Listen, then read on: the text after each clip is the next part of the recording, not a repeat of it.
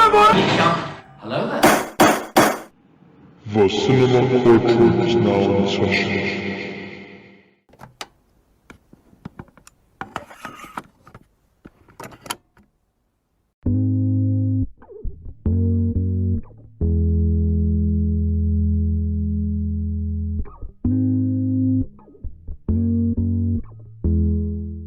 Ladies and gentlemen of the jury, welcome back to the Cinema Courtroom Show, a podcast where your favorite blockbusters await trial with your very own host and galactic judge, Makram Mark, presiding.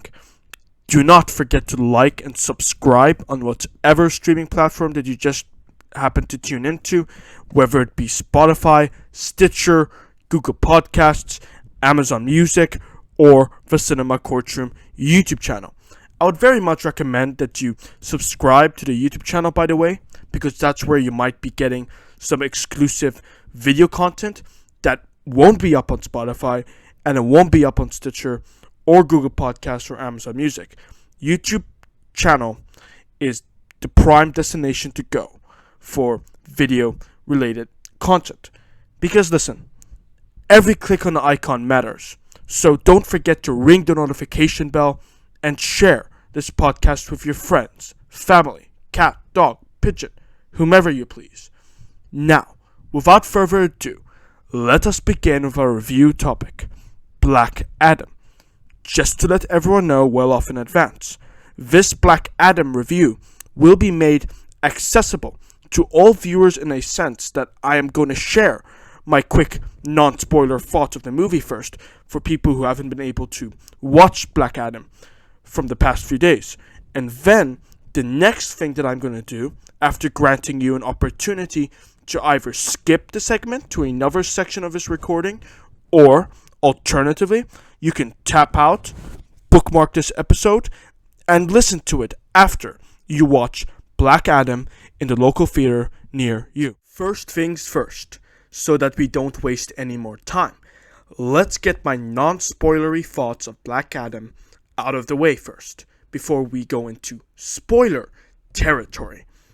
I think that Black Adam was nothing short of a swell time, but some moments were either rushed or just forced into the scene itself. On the other hand, the visual effects and action sequences were top-notch, which I'll definitely get into more of in the spoiler segment of this review. Black Adam explores the prospect of anti-heroism in much broader depth to their general audience.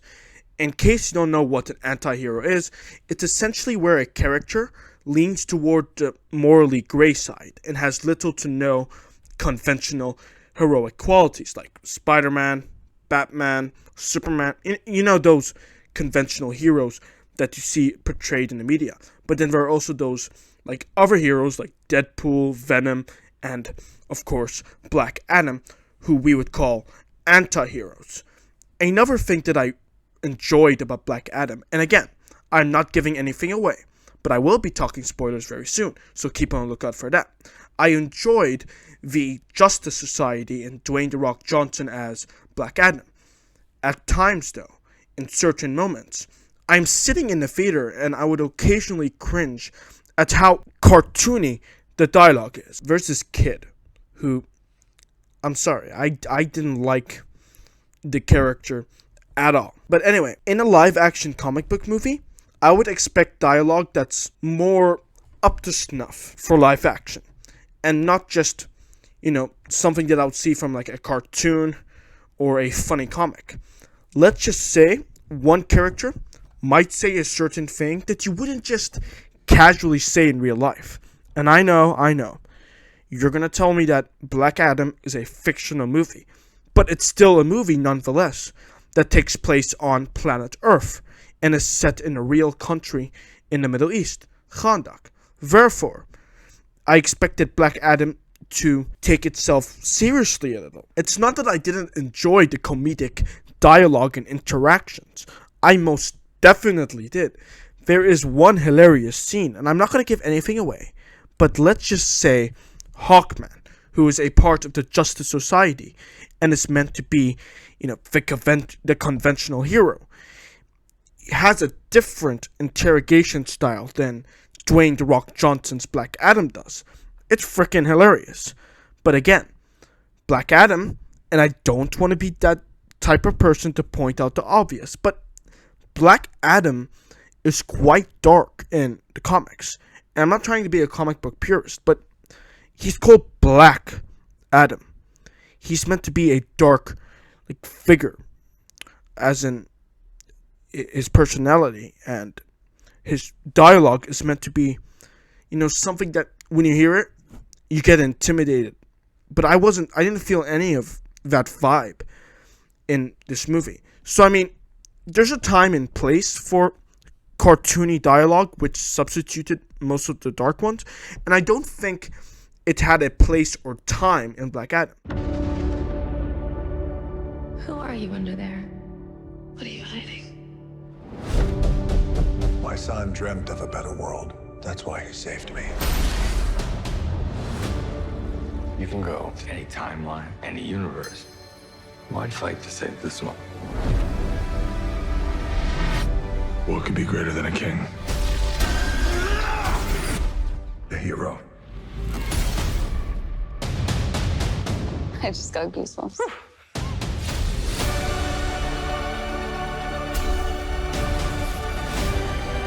If we don't stand up, no one will. Come with us. There's a glorious world out there, waiting for you.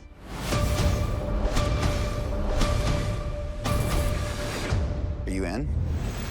Alrighty, let's get started with our spoiler discussion for Black Adam. And I mean, let's face it, many of you have watched the movie, and many of you want to hear my thoughts going forward in regards to the Black Adam movie, starring, once again, Dwayne "The Rock" Johnson. Alright, so to kick off this spoiler segment, I had 3 expectations for Black Adam going in. I want to start by briefly going over those expectations and if those expectations for Black Adam have been met. For one, I expected there to be solid groundwork for Black Adam's origin story. Was there groundwork for Black Adam's origin story? Yes. Harut, I believe is her name, who is Black Adam's son, is elected by the Shazam wizard guy. I only vaguely remember the wizard's name. By the way, I think it might be Gandalf. Yeah, that's... I clearly don't know the name. To become Khandak's champion. Now, at first, Black Adam was just a mortal and enslaved man, until his son gives Black Adam his power in order to save him. And then his son ends up getting shot by arrows. Because he forfeited his mortality, Black Adam's son ended up dying due to his loss of powers. And the only reason Black Adam survived to begin with is because his son gave him the ability to summon Shazam. That pretty much consolidates the first expectations I had going in for Black Adam, the groundwork for Black Adam's origin story. Let's move on to my second expectation, shall we? My primary concern before watching this movie was that Dwayne "The Rock" Johnson was just cast because he is a celebrity and a WWE champion, and I suppose that the DC universe needed a WWE champion to emphasize that, there's a hierarchy and that there's only one champion of the DC universe, Black Adam. So maybe they thought Dwayne "The Rock" Johnson would convey that demeanor effectively. I still had one question that I wanted to have answered in Black Adam, and it was this: why was Dwayne "The Rock" Johnson the suitable candidate for the Black Adam role? It's a reasonable question to ask, no? Well, unfortunately, that expectation wasn't met. Now, don't get me wrong. Even though that expectation wasn't met, I still love Dwayne "The Rock" Johnson as a performer. In some ways, maybe Black Adam elevated Dwayne "The Rock" Johnson as a performer. For a matter of fact, the very reason that I chose to ignore the negative insights for Black Adam on Rotten Tomatoes and IMDb, Twitter, was because I knew that I would get to behold The Rock play a comic book superhero or anti-hero. I honestly think Dwayne "The Rock" Johnson carries substantial talent. At the same time, when I was watching this movie, there wasn't anything to work with.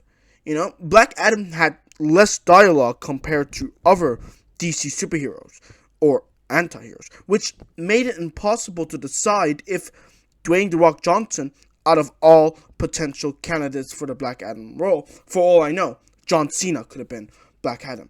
It was really difficult to decide if The Rock was really the right choice for the character role. Okay, I have one last expectation that I want to go through before I get into the meat, the chicken of this review. Nom, nom, nom, nom, nom. My third and last expectation for Black Adam was that it would somehow cross over with Shazam. Well, the Shazam wizard guy showed up in the very first act of Black Adam and played a significant role in the prologue. While Billy Batson didn't appear as Shazam himself per se, the word Shazam is not only important to Black Adam.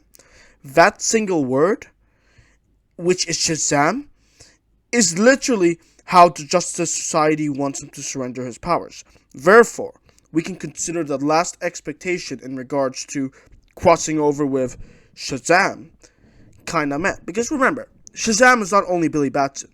It's kind of like a universal power that one should be worthy to possess. And Black Adam, in which case, was able to, from his son, wield Shazam. Not to mention, Black Adam might not potentially have a crossover with Shazam.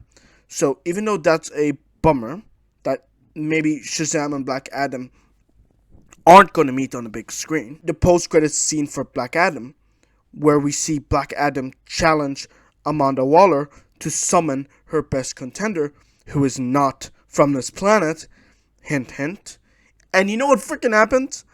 Amanda Waller is like, "I accept your challenge, bitch," and oh man, Superman shows up and nonchalantly tells Black Adam, "Let's talk." Now that was epic. My goodness. That might have been the highlight of Black Adam. Okay, I now want to converse about the technical attributes and production value for Black Adam. I just want to say straight off the bat, and again, I discussed this a bit in the non-spoiler segment, but I want to say right now that the production value for Black Adam is the pure definition of insanity. From the opening where Adriana Thomas attempts to locate the crown of Sabak with her brother Kareem, Samir, and Ishmael, and they end up awakening Black Adam, which ends up in the whole place being a slaughterhouse, and the CGI for the lightning looks so epically vivid to the entirety of the first fight of Black Adam and the Justice Society. The visual effects for that were phenomenal to gaze at on the big screen. Not to mention how the Black Adam movie is shot. Every time that Black Adam hovers in the air and breaks through a wall, the camera just follows him. Black Adam is shot in a way to emphasize how pretty much everyone on planet Earth, except maybe Superman, is powerless compared to him. Speaking of comparisons, now that I've talked about my 3 expectations of Black Adam and whether or not they're actually met, as well as the visual effects and how Black Adam was shot, I'm going to compare Black Adam to other DCEU live-action projects in terms of action, tone, and enjoyability factors. Black Adam's action compared to, let's say, Man of Steel, which I contend is the best DC Extended Universe action set piece thus far, is inferior in terms of hand-to-hand combat and stakes. In Man of Steel, we actually get to see Superman in a prolonged conflict with General Zod, and their powers are almost equal. The fight drags on a bit until Superman eventually wins and snaps Zod's neck. That's another discussion when it comes to, the Superman couldn't kill Zod. But Black Adam, on the other hand, is super overpowered. He just ripped Sabak in half, which is why in terms of stakes, Man of Steel has much better and bigger action sequences. But Black Adam, when it comes to the action, it feels almost instant, and you don't really fear for his life, or we don't root for him, because we know he's going to win. It's guaranteed by the get-go. The moment we're introduced to his powers, we're like, yeah, he's going to defeat the villain. We're not like, there's no proper threat that might give him a run for his money, you know what I mean? With the exception of Superman versus Black Adam in the future down the road. The tone for Black Adam is unlike other DCEU movies. It is embedded with somewhat of a unique DNA, while still retaining some stuff from Aquaman and Shazam. The setting doesn't take place anywhere else but the Justice Society headquarters in Kahndaq. At the same time, it isn't any different to the vibe of movies that just contain light-hearted and hilarious dialogue. Aquaman and Shazam have those comedic moments, and it turns out so does Black Adam. Maybe that may have not been for the Black Adam movie's benefit, because we're talking about Black Adam. The enjoyability factor of Black Adam is relatively low, I'm disappointed to say, when compared to Aquaman, Zack Snyder's Justice League. Man, I love that one. And Shazam, I also very much enjoy that movie. But when compared to Wonder Woman 84, which is very mediocre, I think that Black Adam, especially the dynamic between Hawkman and Black Adam, is a lot more enjoyable. And I would not be opposed to watching Black Adam again when it comes out on digital. I do think, however, that one trip to the cinema to watch Black Adam on opening night, it's enough. I see no value in rewatching it again on the big screen. With all of these elements down, my top 3 expectations: visual effects, the way that Black Adam is shot, how Black Adam is compared to other DC Extended Universe projects. The Cinema Courtroom contends that Black Adam is an epic and enjoyable time in the cinema for the average moviegoer while lacking proper storytelling substance. And now we begin to approach what Pippin loves to call second breakfast in Fellowship of the Ring, or what many people in many dialects love to call dessert after the main course meal. The second half of the Cinema Courtroom show, which is the post-sentencing hearing. What is the post-sentencing hearing? Well, I'm glad you asked. In the first half of the Cinema Courtroom podcast, we reviewed Black Adam, which is one of many films that I have selected, old and new, big and small, underrated and overrated, the broken and the damned, black, white, brown, orange, and blue. Then, in the second half of this podcast, I assemble all, and I mean every single, leftover topics that pertain to the film industry in general. Movie news and movie-relevant subject matters that aren't just limited to one specific movie and integrated into one post-sentencing hearing list. Perceive it as an after-party that is long overdue, where you, yes you, the awesome listener listening in on Spotify, Stitcher, Google Podcasts, Amazon Music, or the Cinema Courtroom YouTube channel, are invited, or in judiciary terms, an invitation to a retrial in order to rectify an unfair hearing. Because sometimes, like the organic sapien that I am, I find that I've been too critically generous or harsh about a movie. So the majority of the time, I do alter my opinions after a rewatch or two of the media, which means I'm compelled to review the content again in a post-sentencing hearing. If you listen this far into the podcast, then I salute you for sticking around to the second half of the Cinema Courtroom show. If you enjoy what you've heard in the first half and what I'm about to say in the second half, if you haven't done so already and you feel so inclined, I would very much appreciate it if you give this podcast a reshare and like this episode by clicking the thumbs up or heart icon. That being said, I salute you in advance for your generous engagement and support, and I hope you continue to join us in the ride to success. Thank you once again. I will not be be taking this generosity for granted.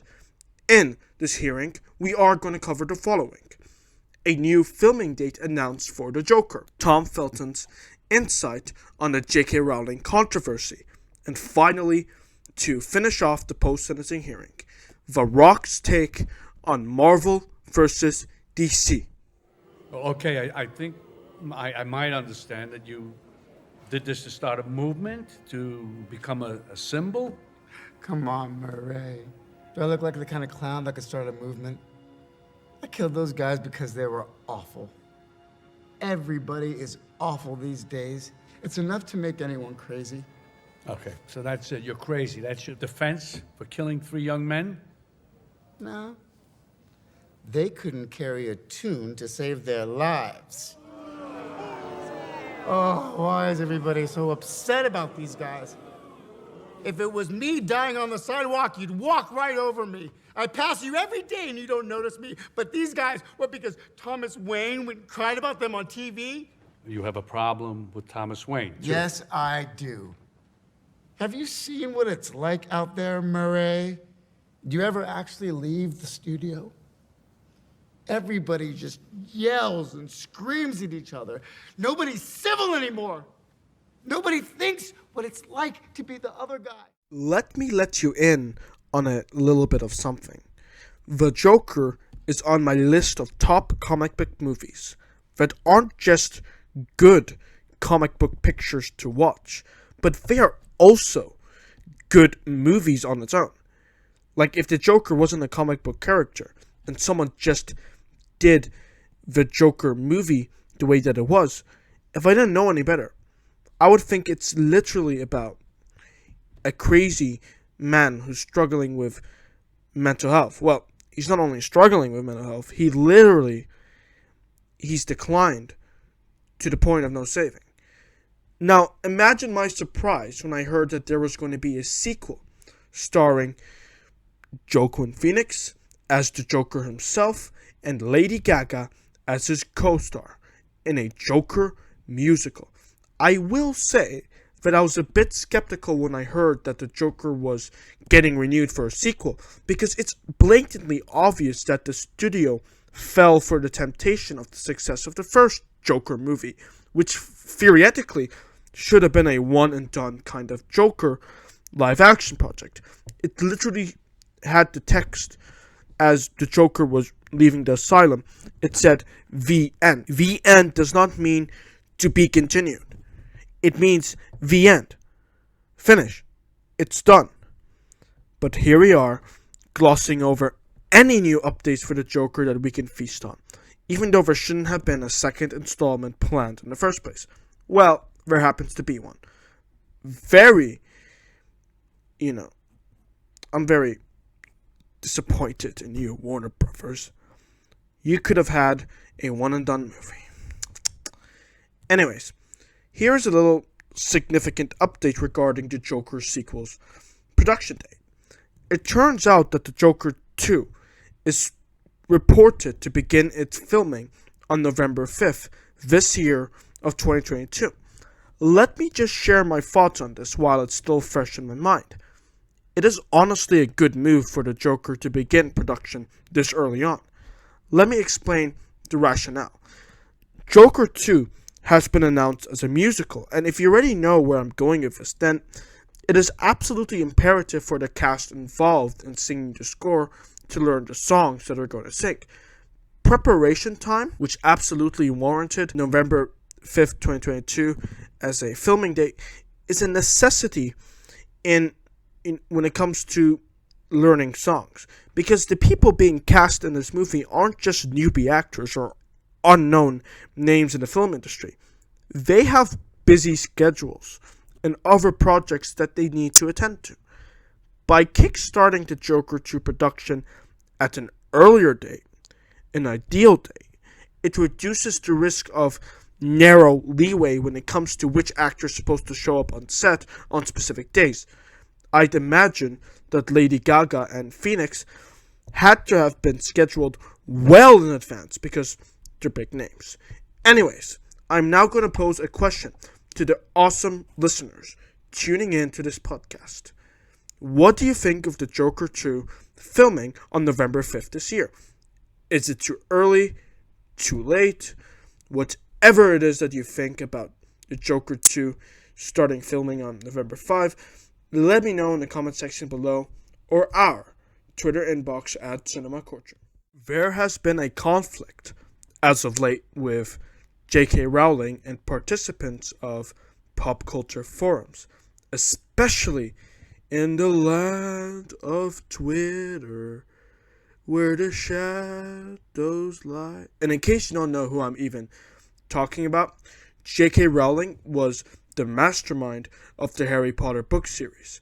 She was the one who wrote them, and when Warner Brothers started doing the movie franchise, JK Rowling is who Warner Brothers was in regular contact with, and she was frequently consulted by them, of course. So, I mean, to have someone like JK Rowling face a heavy amount of controversy means that it's pretty unpleasant from a PR standpoint. And it's because of such controversies that an insight from a relatively significant name might go a long way.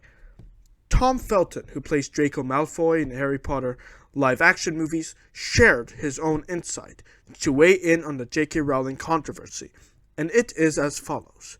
And I want to quote Tom Felton's precise words to avoid any possible misinterpretations that I might have. My dog takes up far too much time for me to go into such matters. I mean, the obvious things to say are that I'm pro-choice, pro-discussion, pro-human rights across the board, and pro-love.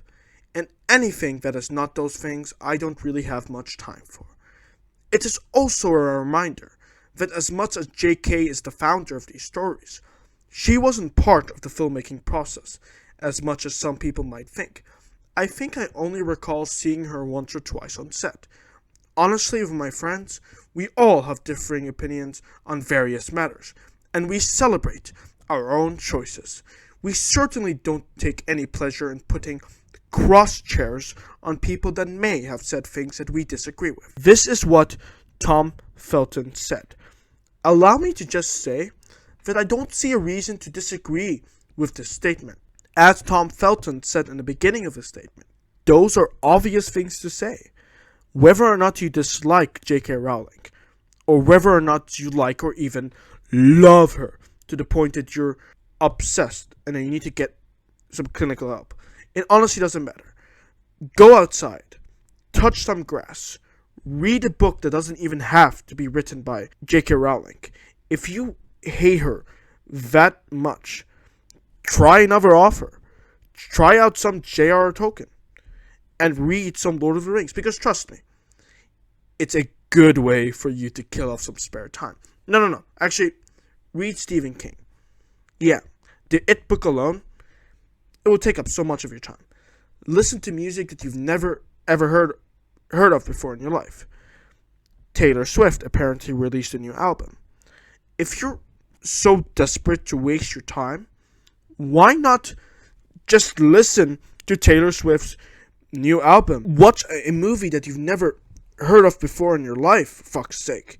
There are so many things that we can be doing with our free time, which doesn't involve trying to cancel out J.K. Rowling. Because let's be real, she doesn't give two shits about you or me.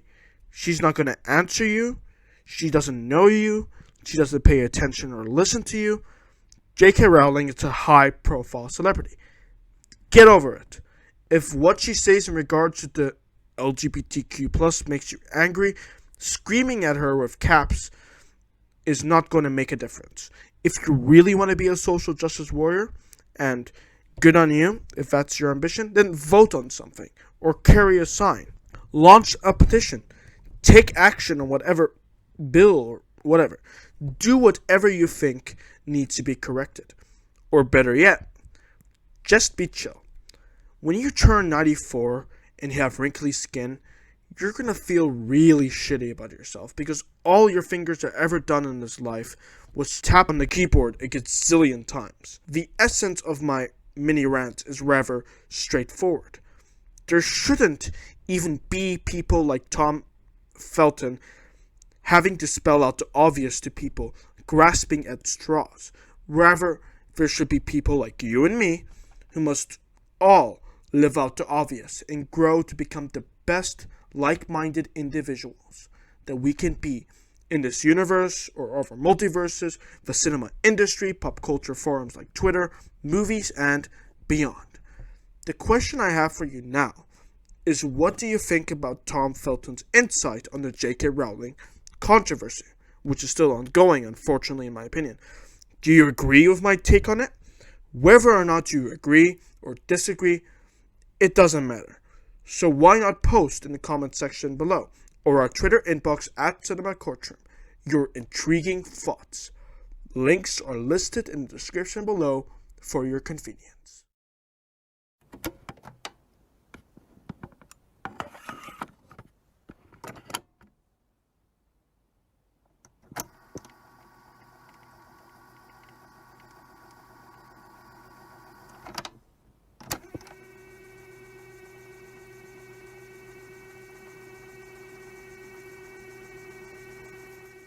Let's not talk about WWE for just one more damn second. There has been a pop culture rivalry that has been sparked for over a decade now. The Marvel vs. DC fan conflict.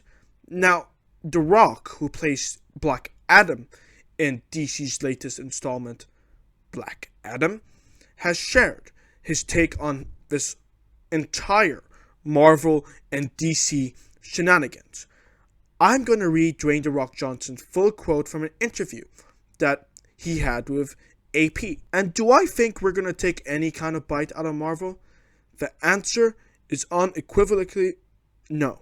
Because to me, as we build out the DC universe, ushering in a new era of the DC universe, that to me is not our lead foot. It's not our goal to take a bite out of Marvel. What they've done is incredible. What Kevin Feige's done is incredible. And by the way, I love those guys, you know? They're my friends. And they are largely responsible for the economic drive of our business for almost 2 decades. Let me just pause reading. That is very true. The MCU has been an economic incentive for the movie industry. Continuing on, Dwayne "The Rock" Johnson also said, "We don't want to be Marvel. We want to be DC and how we do things. So that's what I want. I don't want to take a bite of that apple. I want to grab a new apple." He laughs. "And I want to create from there." Okay, I just want to say that Dwayne "The Rock" Johnson's interview with AP is one of these interviews where it actually does a good job at conveying the interviewees, which is of course Dwayne "The Rock" Johnson's intentions. The Rock believes that there are fundamental differences between Marvel and DC that should be celebrated in the pop culture space. Who wouldn't want to check out Spider-Man? At the same time, you would be absolutely crazy to at least, not consider checking out Batman either. For a time, I had the bat symbol as my desktop background. And I am a Marvel fan. I have some merch from Marvel. Even though I haven't been the biggest fan of the MCU's Phase 4 content, well, let's see how Wakanda Forever goes. But regardless, I love Iron Man. And I love Spider-Man, Captain America, Thor, pretty much the entire Avengers cast. Black Panther is also quite exceptional. And heartbreaking because Chadwick Boseman had unfortunately died. Oh, and I cannot forget the Hulk. At the same time, Black Adam is my favorite vigilante hero ever out of all of the other DC and Marvel heroes.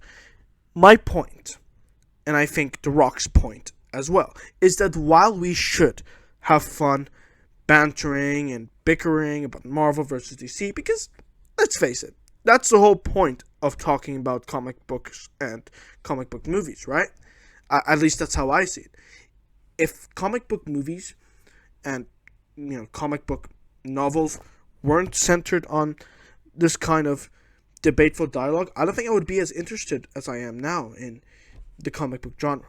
But the reason why I adore the genre is because we get to argue about who would beat who in a fight, Like, when it comes to Marvel, could the Scarlet Witch beat the Hulk? Because she could instantly remove him from reality by saying one word. But then you could have someone say, well, no, he's the Hulk. As simple as that. And hey, that's fair. The Hulk is meant to be the most powerful character, theoretically, in the Marvel Universe.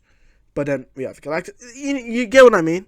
Like, there is so much to our discussions that are everlasting. And I think that's the beauty of the comic book genre. It's this whole Marvel versus DC thing. Two big comic book series clashing into each other. And I think The Rock weighing in on it, it makes it even more fun. We should still acknowledge that there is room for everyone, whether or not you are a DC fan, and whether or not you are a Marvel fan.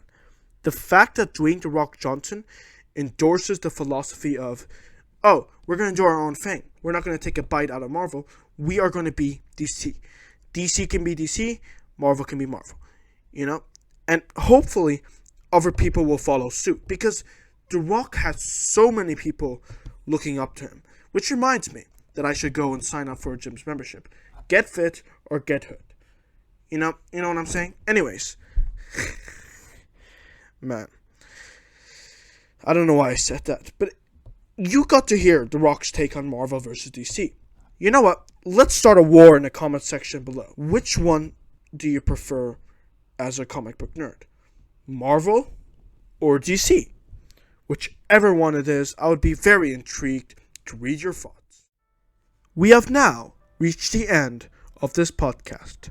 Thank you very much from the bottom of my heart for tuning in to the Cinema Courtroom Show. I had a lot of fun doing this podcast, so make sure to subscribe if you enjoyed episode 19 of the Cinema Courtroom, just as I do every week, as always, making those episodes for you guys.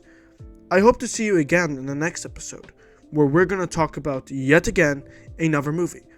As for what movie it's going to be, find out when the next and 20th episode of the Cinema Courtroom launches this coming Friday on YouTube, Spotify, Stitcher, Google Podcast, Anchor, and the Amazon Music platform. Thank you once again for listening till the end.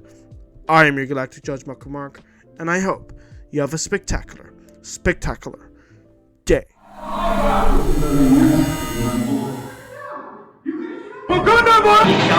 Hello there. Court is now dismissed.